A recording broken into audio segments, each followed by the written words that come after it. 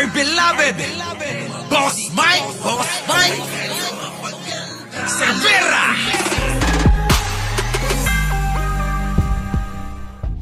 Usapan ngayon ang social media personality at singer na si Claudine Ko sa pagkakaroon ng marangyang lifestyle. Ito ay matapos sa pag-alaman ng madlang netizens na related siya sa may-ari ng isa sa mga top 15 flood control construction companies na nasa listahan na ibinandera ni Pangulong Ferdinand Bongbong Marcos Jr.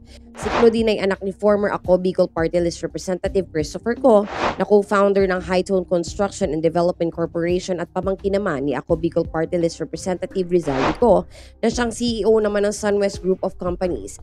Kaya naman agad-agad na nag-trending at napalitan ng pambabatikos ang dating paghanga sa 25-year-old lifestyle vlogger.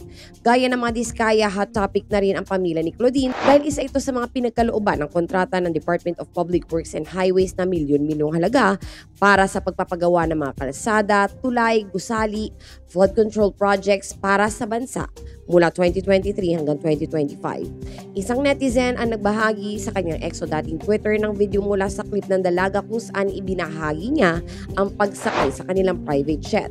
Claudine Ko ang anak ni Christopher Ko, owner ng Hightone Construction at pamangkin ni Rizaldi Ko, owner ng Sunwest Construction. Parehong kabilang sa listahan ng top 15 contractors na binanggit ni PBBM. Sana all may private plane, say ng isang netizen.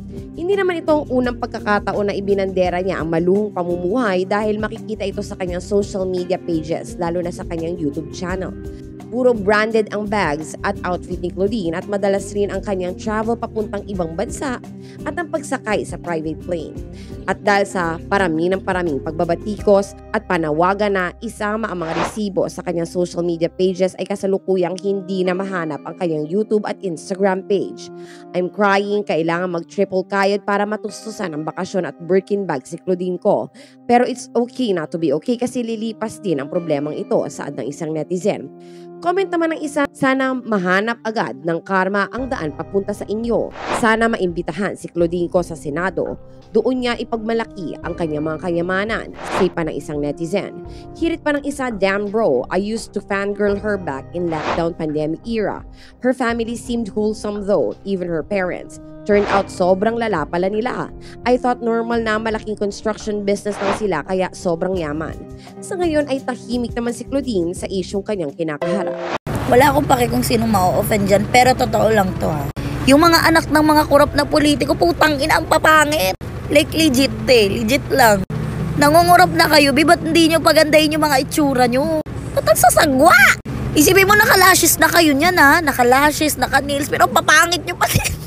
Like legit, so napupunta yung mga investment namin sa inyo. Tsari, di ba isipin mo, ninanakaw nyo yung tax namin, tapos ang papangit nyo naman. Like, hindi nagme-make sense. Mas mukha pa kayong mahirap sa amin, tsari. Maniniwala kami na mas kurap kapag maganda, ganun, pogi. Kaso saan napupunta yung pera namin? Ang ina naman.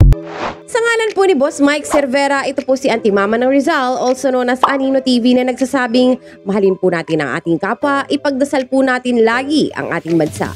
Magandang umaga, magandang hapon at magandang gabi. Saan man dako ng mundo naroon kayo at syempre, magandang buhay na rin para sa ating lahat. Maraming salamat po.